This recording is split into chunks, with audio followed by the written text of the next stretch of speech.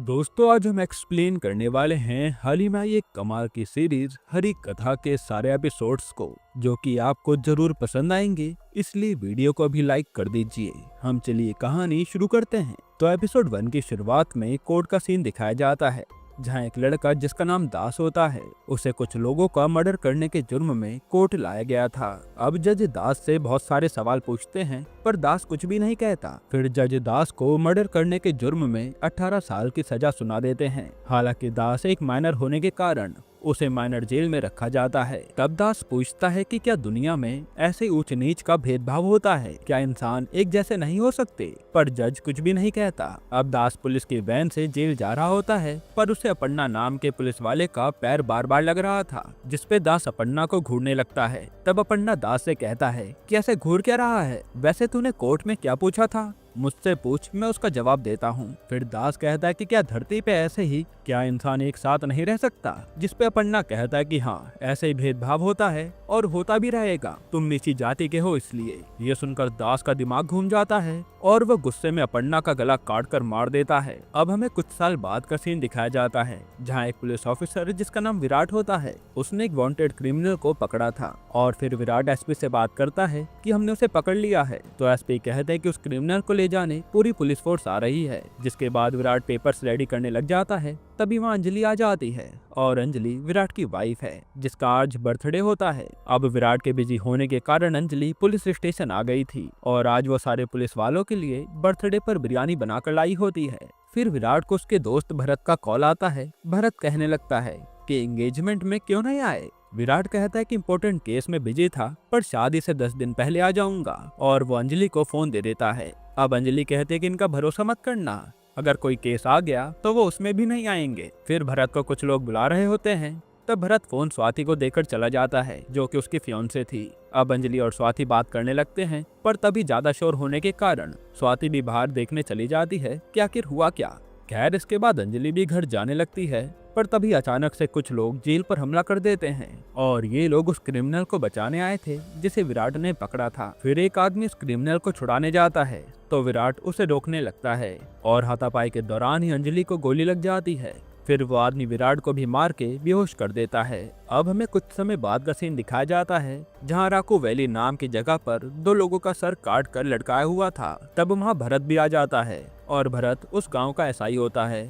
अब एक रिपोर्टर जिसका नाम लीजा होता है, वो वहाँ वीडियो रिकॉर्ड कर रही थी, जो देखकर भरत उसे मना कर देता है। अब वहाँ उन लोगों का बॉस आता है जिन्हें मारा गया था, और इसका नाम केशव है। फिर भरत केशव से पूछता है कि इनका खून किसने किया होगा। केशव कहता है कि तुझे जो लिखना है वो लिख दे, और मुझे जो करना है वो मैं करूंगा। ये कहकर वो गुस्से में चला जाता है। इसके बाद उन्हें लाश से दूर एक हथियार भी मिलता है, जिसपे खून लगा होता है। फिर सब लोग एक पेड़ के नीचे इकट्ठा होकर सरपंच का इंतजार कर रहे होते हैं। अब सरपंच भी वहाँ आ जाते हैं। तब एक आदमी कहता है कि हमें एक बार देवरम्मा के पास जाना चाहिए, क्योंकि जिस कुल्हाड़ी से उनका गला काटा गया था वो परशुराम के फर से जितना बड़ा था। तब सरपंच कहता है कि आप तैयारी शुरू कीजिए, हम देवरम्मा के पास जाएंगे। ये कहकर वो चला जाता है। अब सारे गांव वाले देवरम्मा के पास जाते हैं, और हमें पता चलता है कि देवरम्मा भविष्य देख सकती हैं, जहां देवरम्मा बताते हैं कि सारे देवता क्रोधित हैं और वो सारे गांव वालों को मार देंगे, कोई बचेगा नहीं। फिर हम एक आदमी को देखते हैं जो सभी गांव वालों को ताड़ रहा होता है। वो आदमी काशी से कहता है कि आज रात मंदाकिनी को बुलाओ, क्योंकि आज मेरा करने का मन है। जिसपे काशी कहता है कि मंदाकिनी तो गांव में नहीं है। तभी वहां से एक अनाउंसमेंट होती हुई गाड़ी जाती है, जिसपे रात में होने वाले नाटक के बारे में बताया जा रहा था। फिर वो आदमी कहता है कि आज रात नाटक ही देखना पड़ेगा, मंदाकिनी तो है नहीं। जिसके बाद रात के समय नाटक शुरू हो जाता है, और सब लोग नाटक देख रहे होते हैं। तभी वहाँ छमंती आ जाती है, और छमंती उस गांव की वैद्य होती है। छमंती की दोस्त पूछती है कि तुम्हें देर कैसे हो गई? जिसपे छमंती कहते कि मंदाकिनी गांव में आ गई है, इसलिए सारी औरतें अपनी पति के लिए दवाई लेने आई थी। तब वो आदमी ये सुन लेता है और मंदाकिनी के पास जाने लगता है, पर उसकी बाइक खराब हो जाती है, इसलिए वो पैदल ही चल देता है। अब वो जैसे जंगल में पहुंचता है कि तभी तेज हवाएं शुरू हो जाती हैं, और एक एस्टेरॉयड पेड़ से टकराता है। अब उस पेड़ के बीच से नरसिम्हा भगवान आते हैं, और उस आदमी को अपनी जांग पर बैठाकर बीच से फाड़ देते हैं। तभी वहाँ ये सारी चीजें वीरू नाम का आदमी देख लेता है, जिससे उसकी हालत खराब हो जाती है। फिर अगले दिन वीरू अपनी खाट पर लेटे हुए कह रहा होता है कि उसने भगवान को देखा है, पर वीरू की बीवी बहुत परेशान हो जाती है। उसे लग रहा होता है कि वीरू पागल हो गया है। अब छमंती वीरू के लिए दवाई बनाकर लाती है, पर वीरू वो दवाई नहीं पीता और सभी गांव वालों को उस आदमी की लाश के पास लेकर जाता है। वहीं लीजा भी वो वीडियो रिकॉर्ड कर रही होती है, पर भरत वहां आकर लीजा को मना कर देता है। फिर वीरू सभी को बताने लगता है कि कैसे भगवान ने इसको मार डाला।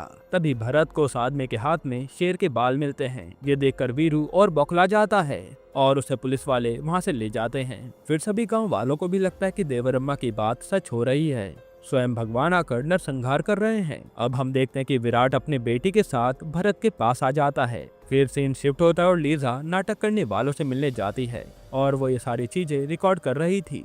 असल में लीजा यहाँ पर डॉक्यूमेंट्री बनाने आई थी। तब अगली सुबह विराट स्वीटी को घुमाने जंगल ले जाता है और स्वीटी वहाँ खेलने लगती है। फिर हमें पता चलता है कि विराट के ब्रेन में साउंडिंग रिसीविंग सिस्टम खराब हो गया है, जिसके कारण उसे सुनने में दिक्कत होती है। इसके बाद विराट स्वीटी की आवाज सुनकर उसके पास जाता है, जो थोड़ा आगे निकल गई थी, और वहाँ कुछ कुत्ते उस पर भौंक रहे होते हैं, जिससे विराट को बहुत तकलीफ हो रही थी। पर छमंती वहाँ आकर उन कुत्तों को भगा देती है, क्योंकि छमंती भी वहाँ नहा रही होती है और वो उनकी आवाज सुनकर आई थी। अब छमंती विराट से पूछती है कि मैंने आपको कभी गाँव में नहीं देखा, आप कौन हैं? जिसपे विराट कहता है कि मेरा नाम विराट है और मैं अपने दोस्त भरत के यहाँ आया हूँ। तभी वहाँ विराट के कानों से खून आने लगता है। तब छमंती उसे दवाई देती है और कहती है कि 6 महीने इसके इस्तेमाल करो, कान ठीक हो जाएगा। जिसपे विराट कहता है कि ऐसी कोई दवा नहीं है जो मुझे ठीक कर पाए। छमंती कहते हैं कि प्रकृति के पास हर चीज की दवा है। तब विराट उस दवाई को जैसे ही कान में डालता है, उसे अच्छा लगने लगता है। फिर विराट और स्वीटी घर चले जाते हैं। अब रात के समय भरत के घर आने के बाद विराट और भरत दारू पी रहे होते हैं। तब विराट कहता है कि तुम स्वाति और स्वीटी एक फैमिली जैसे लगते हो, जिस पर भरत कहता है कि हम फैमिली ही हैं। तभी वहाँ नाटक का प्रचार होने लगता है। तब स्वीटी कहती है कि चलो हम नाटक देखने चलते हैं, जिसपे स्वाति कहती है कि तुम्हारे पापा को तेज आवाज से प्रॉब्लम है। लेकिन भरत कहता है कि नहीं, हम नाटक देखने जाएंगे, और वो विराट को कहता है कि तुम ड्रिंक एंजॉय करो, हम देख कर आते हैं। तब विराट कुछ सोचता है और हमें पता चलता है कि उसके पास अब केवल 2 साल ही बचे हैं, क्योंकि उसके ब्रेन में क्लॉट हो गया था, इसलिए वो 2 साल में मर जाएगा। खैर, अब वो लोग प्रोग्राम देख रहे होते हैं कि तभी एक आदमी आकर भरत के कान में कुछ कहकर चला जाता है। तब भरत वामन राव की स्कूटी लेकर जंगल जाने लगता है। यह सब लीजा देख लेती है और वो भी उसका पीछा करने लगती है। अब भरत जंगल में पहुंच जाता है, पर उसे बहुत सारे जंगली सुअर घेर लेते हैं और भरत कांटों से भरे गड्ढे में गिर जाता है। फिर वहाँ बहुत तेज हवा चलने लगती है, जिससे लीजा गिर जाती है और उसका सर एक पत्थर से टकराकर वो बेहोश हो जाती है। वहीं एक सांप उस गड्ढे में जाता है और भरत का गला दबाकर उसे मार डालता है। यहीं पर एपिसोड 1 खत्म होता है। एपिसोड 2 की शुरुआत में हम दास को देखते हैं, जो 18 साल का हो गया होता है और उसकी सजा के 14 साल पूरे हो चुके थे। वहीं पुलिस ऑफिसर दास को दूसरे जेल में शिफ्ट कर रहे होते हैं और रास्ते में एक ऑफिसर खाना खा रहा होता है, पर ज्यादा खाने की वजह से उसे बाथरूम जाना पड़ता है। तब दूसरा ऑफिसर भी टॉयलेट कर रहा होता है, पर कुछ बूंदे उसके शूज पर गिर जाते हैं। ये देख वो ऑफिसर दास को अपना शू साफ करने के लिए कहता है, जिसपे दास वहाँ पड़ी एक कुल्हाड़ी से उस ऑफिसर को मार डालता है, क्योंकि वो तो वैसे ही ऊंची नीची जाति से परेशान हो रखा था और लोगों ने उसे बहुत टॉर्चर किया था। खैर, तभी ये देखकर दूसरा ऑफिसर भी आता है, पर दास उसे भी गुस्से में मार डालता है। जिसके बाद दास वहाँ से भागकर सीधा अपने घर जाता है, जहाँ वो पहले रहता था। फिर सीन शिफ्ट होता है और हम विराट को देखते हैं, जो भरत की लाश के पास जाता है और उस लाश को देखकर बहुत दुखी हो जाता है। जिसके बाद ये लोग भरत का अंतिम संस्कार कर देते हैं। फिर कुछ दिन ऐसे ही बीत जाते हैं और विराट को भरत की बार बार याद आ रही थी। इसके बाद विराट स्वीटी के लिए दूध लेकर जाता है तो देखता है कि स्वीटी बहुत उदास है, जिसपे विराट भी रोने लगता है। अब अगले दिन विराट भरत की अस्थियों को बहा देता है और पता चलता है कि भरत की पोस्टमार्टम रिपोर्ट आ गई है।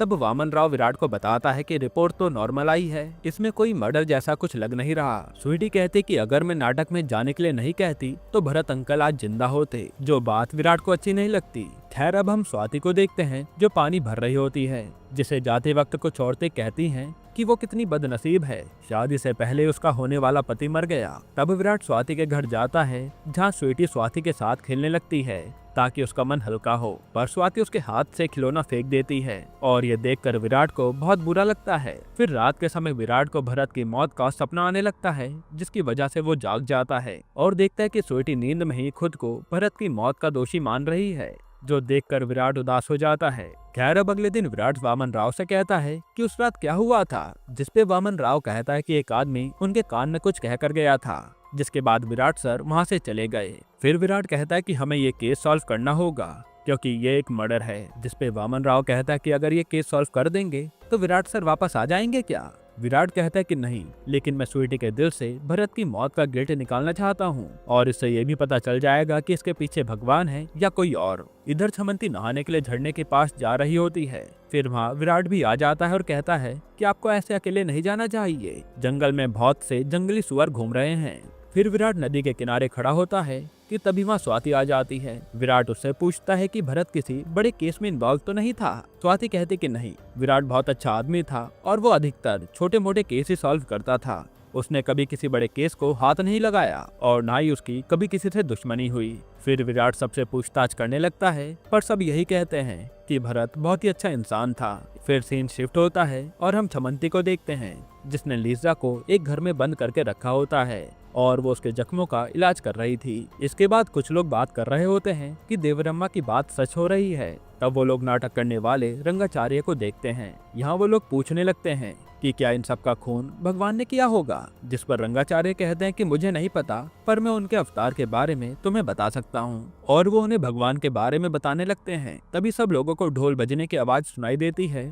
फिर सब लोग वहाँ जाते हैं और सरपंच ने ही उन्हें इकट्ठा करवाया था। अब सरपंच कहता है कि भगवान हमसे नाराज हैं, इसलिए जब तक भगवान का गुस्सा शांत नहीं हो जाता तब तक कोई भी जंगल में नहीं जाएगा। फिर रात के समय सब लोग बात कर रहे होते हैं कि जिस जंगल में उन्हें सब मिलता है वहीं वो लोग नहीं जा सकते, ऐसा कैसे चलेगा। खैर अब अगले दिन एक आदमी साइकिल से खेत जा रहा होता है पर वो किसी चीज को देखकर सभी लोगों को वहां ले जाता है और हमें पता चलता है कि किसी ने सरपंच को मार के पेड़ पर लटका दिया है। फिर विराट वहां आकर कहता है कि यह भगवान ने नहीं किया है, ये किसी आदमी का काम है। जिसपे सभी गांव वाले विराट को सुनाने लगते हैं कि तुम फालतू की बातें कर रहे हो।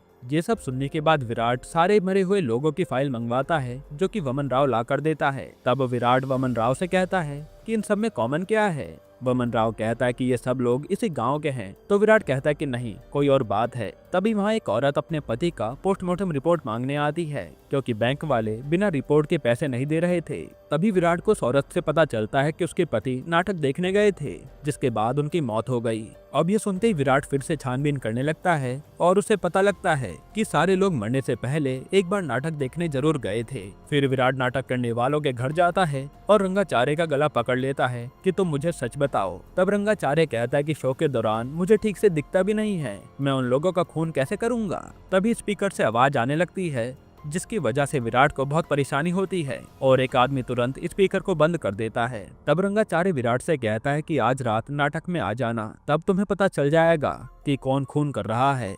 यहीं पर एपिसोड 2 खत्म होता है। एपिसोड 3 की शुरुआत में हम दास को देखते हैं जो कुछ लोगों को मार रहा होता है। फिर सीन शिफ्ट होता है और हम केशव के साथ कुछ लोगों को देखते हैं। तब केशव कहता है कि एक न एक दिन तो सबको मरना है, पर शायद आज डोरा की बारी है। यहीं से सीन शिफ्ट होता है जहां हम विराट को देखते हैं जो नाटक में आ गया था। अब बहुत तेज आवाज आने के कारण विराट के कानों में दर्द होने लगता है, पर छमंती वहां आकर विराट को दवा दे देती है जिससे विराट को आराम मिलता है और छमंती कहती है कि मुझे पता था तुम आओगे। फिर विराट वमन राव से कहता है कि यहाँ जितने भी आदमी बैठे हैं जरा पता करो उनका कैरेक्टर मरे हुए लोगों से मिलता है क्या, जिन्होंने कभी नीची हरकत की हो। तब वमन राव बताता है कि ये प्रभाकर है, इसके और केशव के बीच झगड़ा चल रहा था और ये विराज एक नंबर का लड़की बाज है और ये जो डोरा है ना, ये क्रिमिनल लिस्ट में टॉप पर है। फिर विराट कहता है कि तुम अपने आदमियों से कहो कि इन पर नजर रखे। तब वमन राव अपने आदमियों को काम पर लगा देता है, जिसके बाद वो तीनों ही वहाँ से चले जाते हैं और पुलिस ऑफिसर भी उनका पीछा करते हैं। फिर विराज और प्रभाकर तो अपने अपने घर पहुँच जाते हैं,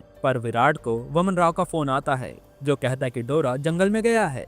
ये सुनते विराट जल्दी से जंगल की ओर जाता है। तब वो देखता है कि डोरा किसी से माफी मांग रहा है और ये कोई और नहीं बल्कि स्वयं विष्णु भगवान के वामन अवतार हैं। तब वामन देव डोरा को 3 कदम आगे आने को कहते हैं और डोरा जैसे ही आगे जाता है उस पर एक पेड़ गिर जाता है और यहीं उसकी मौत हो जाती है। फिर वमन राव को वमन देव आशीर्वाद देकर चले जाते हैं। तभी विराट को जंगल में लीजा का कैमरा मिलता है और विराट के पीछे से कोई भाग के जाता है। फिर अगले दिन वमन राव सबको बताता है कि कैसे भगवान ने उसे खुद आशीर्वाद दिया और ये सब सुनने के बाद सभी लोग गाँव में वमन राव की बात कर रहे होते हैं। फिर हम विराट को देखते हैं जो केस सॉल्व कर रहा होता है और वो कड़ी से कड़ी मिला रहा था। अब वहाँ वमन राव भी आ जाता है और कहता है कि ये कैमरा तो लीजा का है। विराट पूछता है कि लीजा कौन है। तब वमन राव बताता है कि वो बीएनसी न्यूज चैनल की तरफ से यहाँ आई है किसी काम से। तब विराट उस चैनल को फोन लगाता है और उसे पता चलता है कि एक हफ्ते से उसका कोई भी फोन नहीं आया है, पता नहीं वो कहाँ है। फिर विराट नाटक करने वाले सभी लोगों को पकड़ के मारने लगता है और उनसे सच पूछता है। तभी वहाँ नया एसआई आ जाता है और विराट को थाने से बाहर निकाल देता है। अब हम लीजा को देखते हैं जिसे होश आ गया था। फिर सीन शिफ्ट होता है और हम विराट को देखते हैं। विराट जहाँ भरत मरा था वहाँ बैठकर दारू पी रहा होता है और कहता है कि मैं मेरे दोस्त के हत्यारों को जरूर पकड़ लूंगा। तब वहाँ लीजा भी आ जाती है और कैमरे की कैसेट लेकर चली जाती है जो कि वहीं छूट गई थी। फिर हम रंगाचार्य को देखते हैं जो अपने घर आता है तो विराट भी वहाँ मौजूद था। विराट रंगाचार्य से कहता है कि जिसे मैंने देखा था उसकी हाइट 5 फुट थी और उसके बाल सफेद थे। तुम में से कोई एक है और वह अभी यहाँ नहीं है, पर तुम लोगों को मुझसे अब भगवान भी नहीं बचा सकता क्योंकि मुझे कंफर्म हो गया है। यहीं पर एपिसोड 3 खत्म होता है। एपिसोड 4 की शुरुआत में हम अजय को देखते हैं जिसे एसपी का फोन आया होता है और एसपी कहता है कि तुम इस केस को सॉल्व करो क्योंकि तुम्हारा प्रमोशन जल्दी हो जाएगा। अब सीन शिफ्ट होता है और हम रंगाचार्य को देखते हैं जिसे उनकी बीवी कहती है कि अब ये सब रोक क्यों नहीं देते। तब रंगाचार्य कहते हैं कि कैसे रोक दें, अभी तो पूरा काम निपटाना बाकी है। फिर हमें पास्ट का समय दिखाया जाता है जहाँ रंगाचार्य की बेटी और उसका पति मर गए होते हैं और उन दोनों की बेटी ही सिर्फ जिंदा बचती है जिसका नाम वेदई था। तब रंगाचार्य ही अपनी नाती वेदई का ख्याल रखने लगता है और उसे पढ़ने शहर भेज देता है जहाँ वेदई पढ़कर डॉक्टर बन जाती है। फिर एक दिन पोस्टमैन रंगाचार्य को चिट्ठी देता है जिसमें वेदई ने लिखा था कि वो गांव आ रही है। पोस्टमैन कहता है कि चिट्ठी तो 3 दिन पहले ही आ गई थी, पर वेदई कहाँ है। तब एक आदमी रंगाचार्य से आकर कहता है कि वेदई तो गांव आ चुकी है। ये सुनते ही रंगाचार्य और उसके परिवार वाले वेदई से मिलने जाते हैं। वहाँ वो देखते हैं कि वेदई आते ही बीमार लोगों को दवाई दे रही होती है। तब वेदई रंगाचार्य को देखकर उनके पास आती है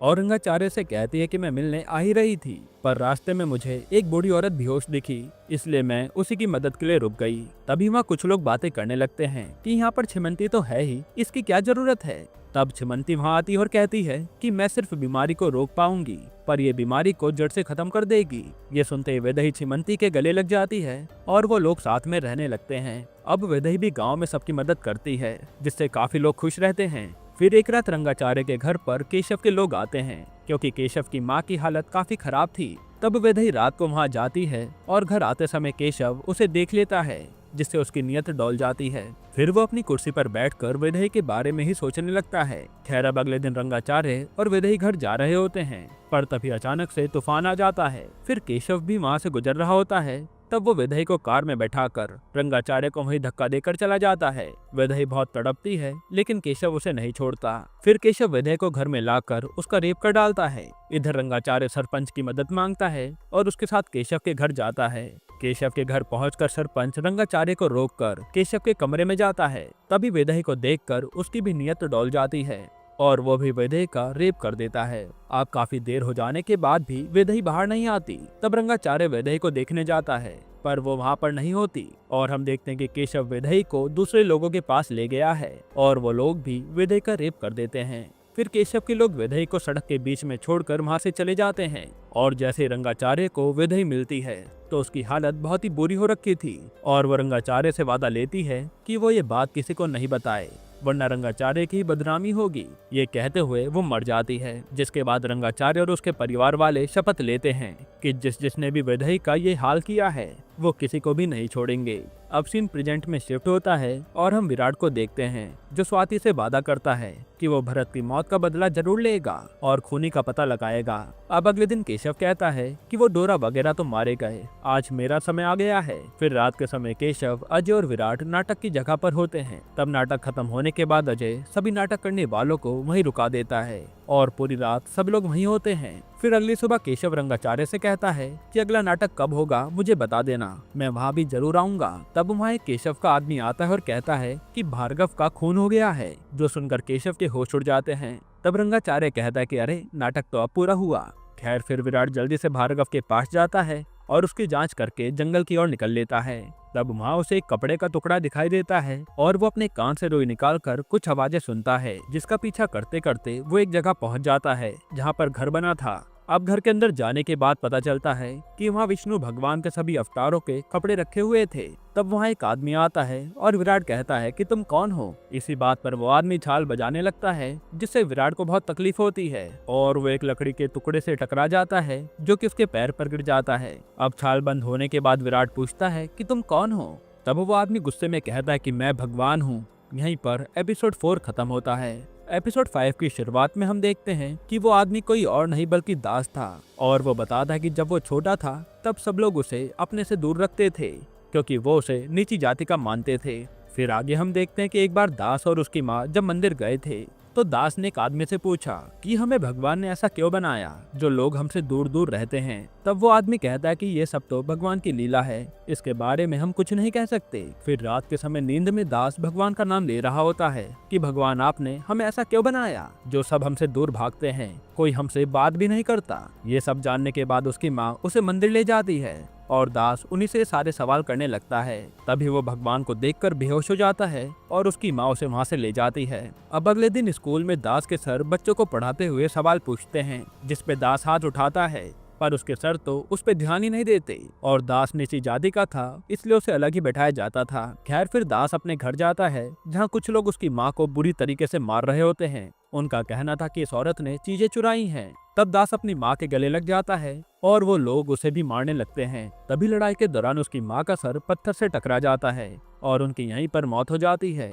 अब ये देखने के बाद भी एक आदमी उसकी माँ पर पैर मार रहा होता है, जो देखकर दास उनमें से एक आदमी को मार देता है और फिर उसे जेल हो जाती है।